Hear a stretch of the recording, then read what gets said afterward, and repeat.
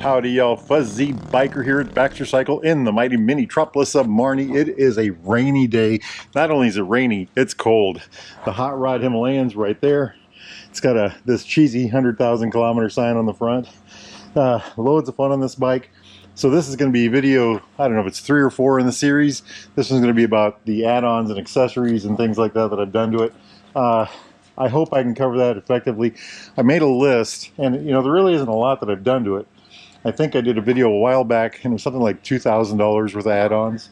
Now, a lot of the stuff I got was discount, so you know, the things I've added to the bike, I put on there to make it easier to ride on the long ride. Because you know, we took it on the Alcan, we went to Alaska, we went to the Arctic Circle.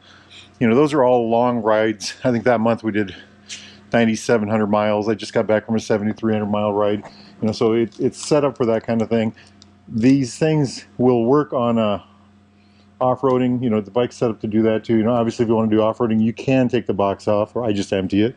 Yeah, a smaller windshield would be better, but we'll talk about that here in a bit. So starting with my list here, it says GV windshield. I've had 3 windshields on here.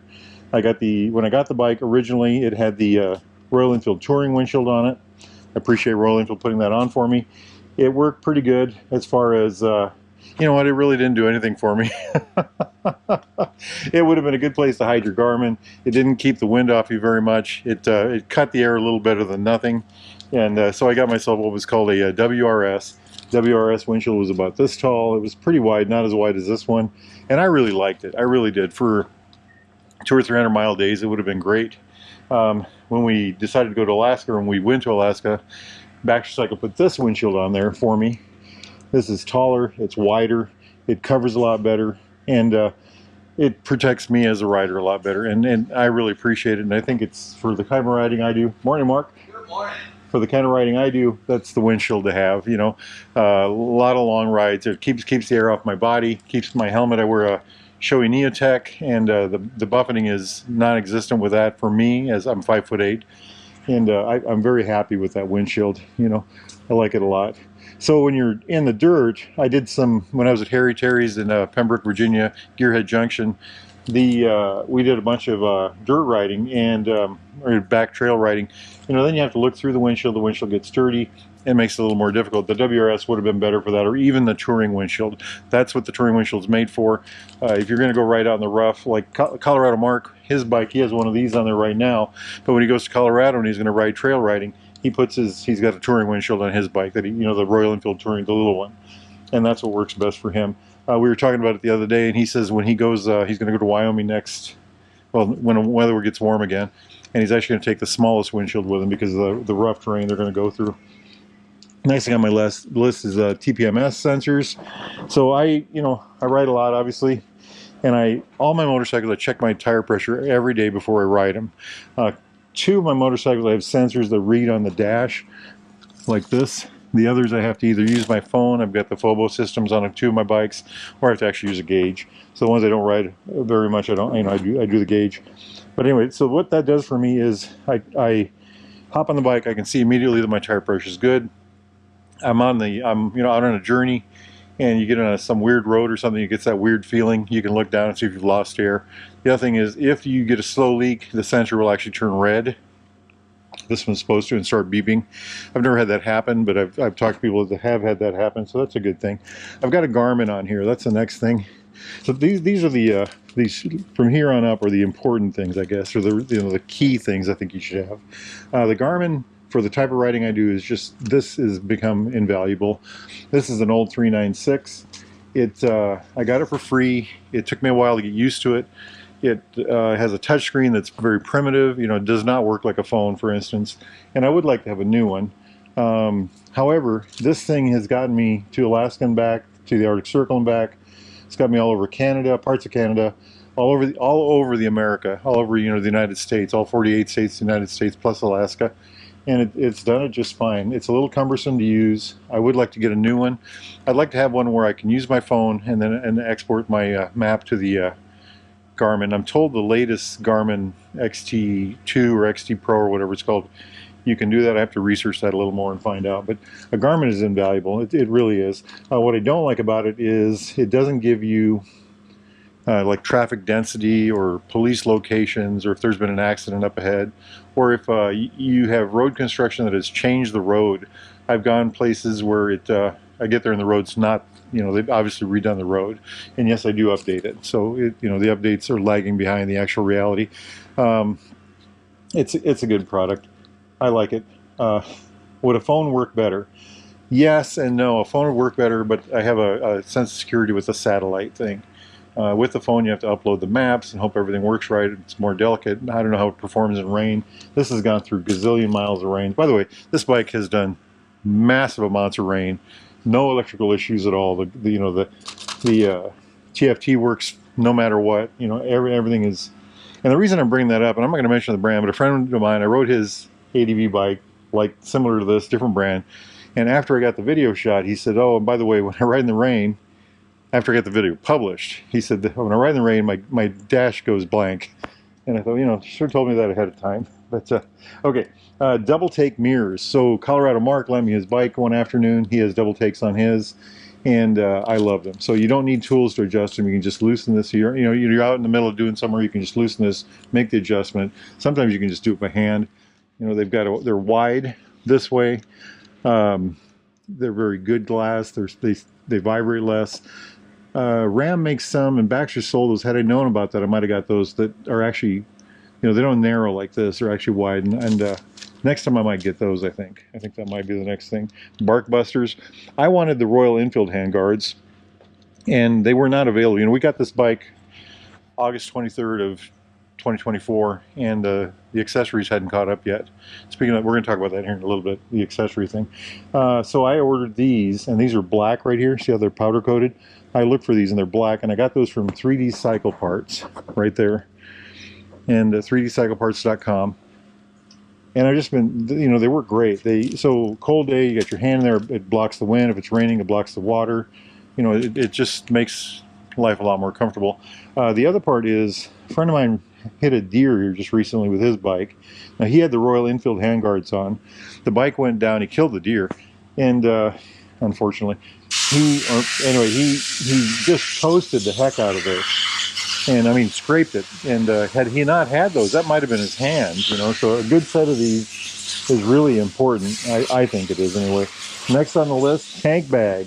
So I bought a Rhino Walk tank bag for this bike. I said it. I was on my bear. I sat in the back of the bear and thought, well, I'm going to put it on that bike. A friend of mine lent me this one. Our good buddy Tony had given this to my good buddy Mark, who lent it to Fuzzy Biker. That's me, who never gave it back. So I like it because I can put my gloves under here. I like it because there's this little pouch here. I can keep my flashlight in. It's easy to zip open and close. It just works really well. It's rugged. When I need fuel, I just pop these two open and slide it back. I don't even have to get off the bike. Works very well. Works very well. Veridian cruise control. This is a key thing. The Veridian cruise control. If you buy a Royal Enfield Himalayan and now the Gorilla, the new Gorilla 450, just on the day you get the bike, go ahead and get the Veridian Cruise. I just ordered one for my other bike last night. It's just a must-have item. Just a must-have item. We put my Veridian Cruise on right before we went to Alaska, and it really made the bike. It makes the trip. All these long rides I do, the Veridian Cruise Control, it's my buddy. I love that thing. And for the price, excellent. You can get those at veridiancruise.com or baxtercycle.com. Next is tires and rims. I run Dunlop Trail Max Missions. I had the set before this. This set has about 8,000 miles on it. The set before this, we went 26 or 28,000 miles. I mean, we got all kinds of miles on them. And they're tough, they're durable, they handle everything. Look at that, with 8,000 miles on it, very little wear on there. They got rough lugs on the side, The next thing is the tubeless rims. This bike did not come with tubeless rims. It was Baxter Cycle put them on for me. I really appreciate that. I didn't ask for that when I went to take my bike in to get tires for Alaska, and they came back and they had this on it. Front mount bags. These things are great for weather protection. I keep chain lube in here. I've got a battery in here. I've got windshield cleaner in here. On the other side, I've got I keep my rain pants in there. I've got tire repair kit, air compressor, all that neat stuff that you should carry all the time. Love it. Just love it. Rear box. So this is an interesting one. This is like my breeding cruise. I've learned to live with it. You know, I learned to love it, I should say. It just, you know, right now it's full of garbage because I've been putting all kinds of stuff in there. The bike's been sitting here for a week, but generally it's half full. And you know, when I'm on a trip, I keep a couple bottles of water in there. I stop for gas. I can just hop off the bike before I even pump the gas. I take a drink because you should always drink a lot of water when you're riding a motorcycle. And you know, I keep like snacks in there. I can put my light jacket in there. It's just become a great thing for, you know, it's very handy and very convenient, and it just makes riding the motorcycle that much better. And I've told you can put stickers on it. I think we've done a few here, you know, Roswell, Pig Trail, Tail of the Dragon, Yellowstone, Baxter Cycle, you know, all 49 states that we've been to, places where we've sighted Bigfoot. Seat cover. Somebody mailed me a seat cover. I don't know what to think of that. It's on the bike, so I'm still using it. I had a hard time with it initially. I kept it on there because it was a very hot day, and first couple days we had it on there, it was very hot, and it did keep me cooler. Then we got in some rain, and it did drain the moisture, and I don't like it going up and down hills because it's so slick. You actually slide forward and backwards, but it's still on there, so I must be willing to put up with it. DNA filter. We had the tank off, someone put a DNA on there. I like it. I haven't taken it out. I'm not going to replace it. We just clean it, put it back in. You know, you buy it once, you take the tank off, you take it out, you clean it, you oil it, you let it dry, then you put it back in. Nice product, nice product. Back to the seat real quick. I do have a rally seat for this. I kept it on there for about 2,000 miles. When I go out to Colorado, my story is when I go out to Colorado, I'm going to bring the rally seat with me or take it, you know, put it on there. We'll see how that happens. Colorado Mark and a couple of my other buddies, Enfield buddies, they had the rally seat, and that's all they use. That's all they use. Rear toolkit. This is a really big deal. This is a Colorado Mark idea. It is a I'm not sure what kind of Tuss handlebar bag. My toolkit's in there. If I need a toolkit, I unzip, and there it is. I got it. So if I need to make a little adjustment or something, I can easily get my tools. Otherwise, I'd have to untie the bag, take the seat off, get the toolkit out, do my work. You know, put the toolkit back together, stick it under the seat, put the seat back on, put the bag. So because it's so much simpler, it's easier. You know, it's just better. Here's my first aid kit. So when I got that, I thought, you know, what are the chances I'll ever use it? Well, we've used it twice now. Once in a tire change, a guy cut his hand open, and I can't remember what the other time was. So yeah, our first aid kit is a real thing to have. What do I got on the fold here? Side stand foot. Yes. Just automatically buy one of those. That's like the cruise control again. When you get the bike, just put one of these on there. You can, the bike will stand better in softer dirt. Another thing I have on there is the port, the power port. So I wear a heated jacket, and that plugs in right there. I wear that underneath I wear my heated jacket, and if that's not enough, I'll put my Royal Enfield Nervic 2 jacket over that. I got a lot to say about that jacket. We'll see where that is on my list. Okay, what else have I got on here? Okay, we talked about the windshield. We talked about the tank bags. We talked about the pipes, pegs, and tires. No, we didn't. So pipes, pegs, and tires. So add-ons that I haven't got on here that I should or might want to do later. Our buddy Colorado Mark has a pipe on the back of his. He's got the Zard pipe. Our buddy Omaha Steve has the AEW. My good friend Justin has a full AEW system from front to back. His bike makes a racket you wouldn't believe. He doesn't like having the baffle in it, but it runs like a madman, you know. And so those kind of things are good add-ons. I have not added those because we're testing, you know, I want to do the test of the motor in stock form. I was also worried about being able to get into Canada. You know, I didn't know what kind of rules they had, and I didn't want to challenge that. Those guys also did the cat delete pipe, and Baxter Cycle sells both of those systems. The cat delete eliminates this big bread box back here, and it's freer flowing. And you know, I think you can also get it. Well, yeah, you can get a pipe that starts the head and goes all the way back without the cat. So that's another option for that system. You can also get a Fuel X, I think. I already talked about the DNA filter.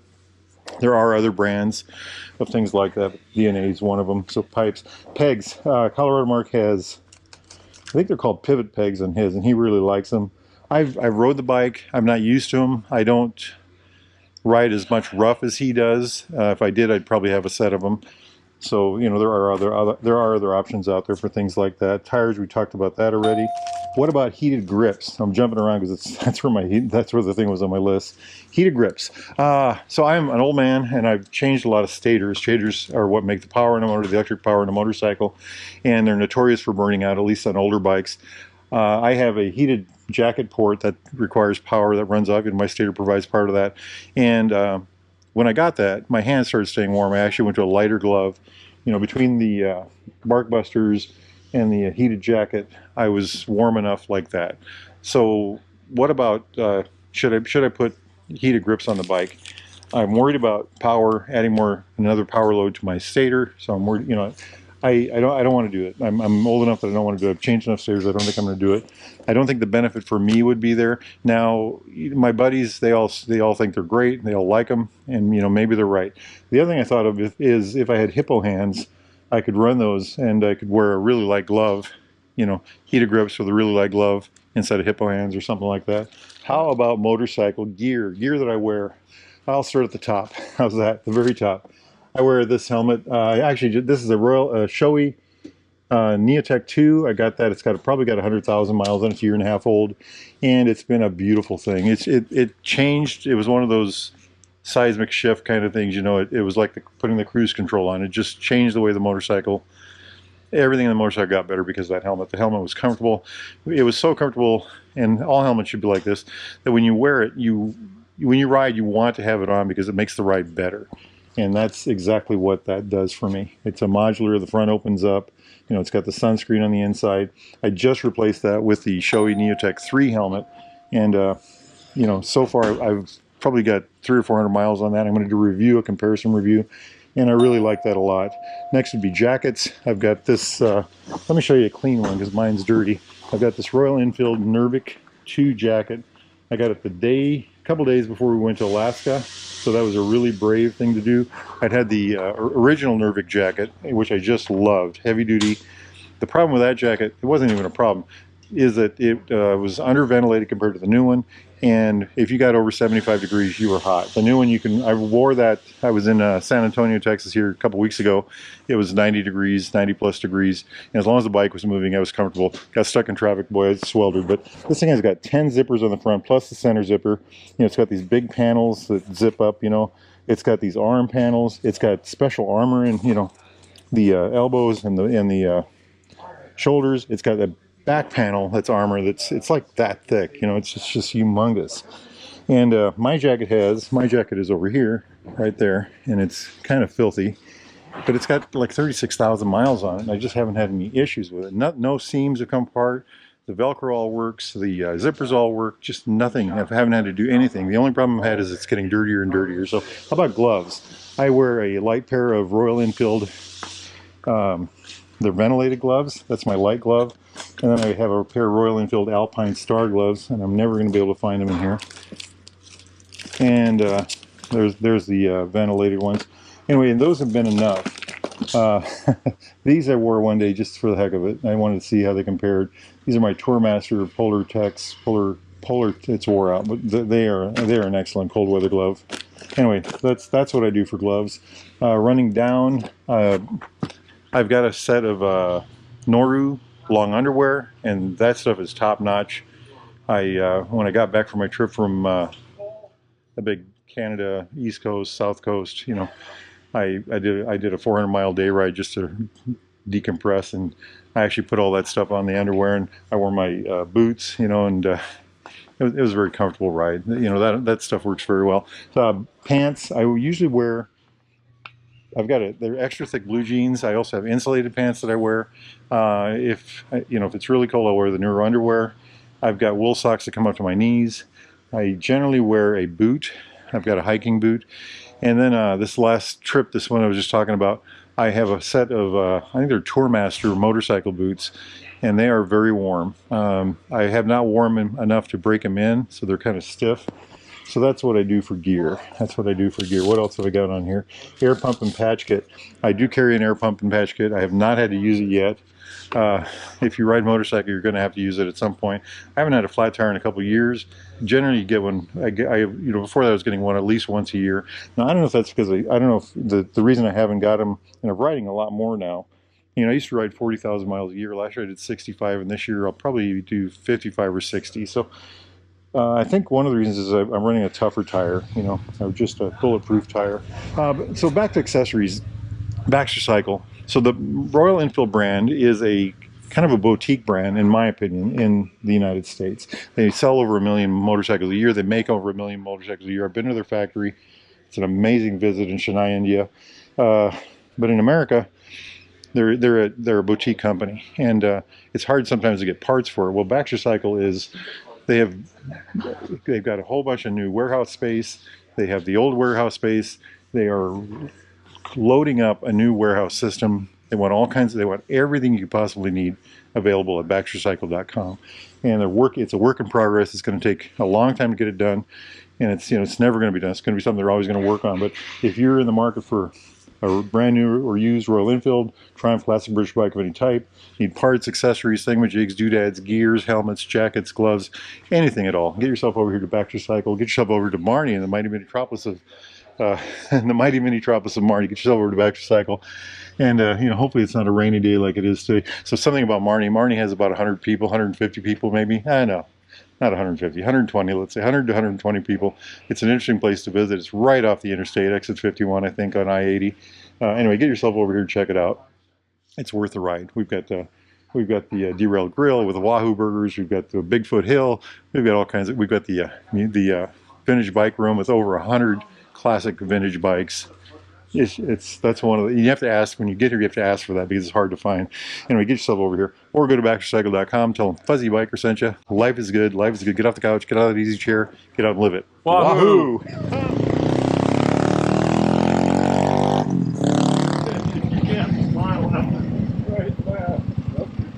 That's the guy. That's the guy that owns it.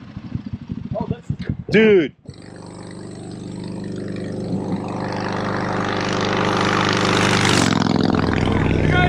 Keep the greasy side down.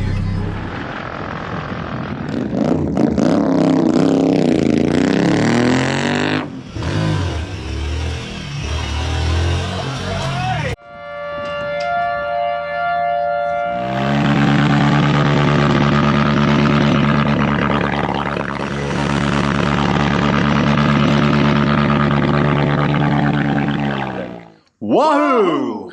Vermont. Wahoo! Wahoo, Alaska!